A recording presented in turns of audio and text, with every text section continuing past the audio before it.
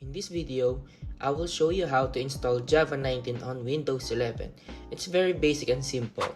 On your browser, go to Oracle Java. And you want to go to their official website, Java Software. Go ahead and click it. Once you're inside, click this Download Java above. And you can download these softwares in 3 options: Linux, and if you have a MacBook, you can do so. But in our video, we're going to use Windows software. Just click this link to download the software. Once it's done, click below. And you wanna select a folder where will you gonna put your Java software.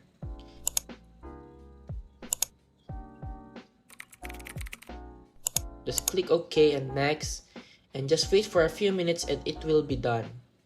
After that, go to your File Explorer and look for the folder where you put your Java software.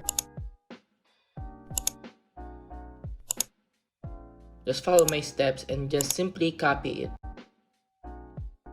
After that, go to search again and type in environment variables. In here, just click environment variables. Here in our system variables, you're going to see your Java software.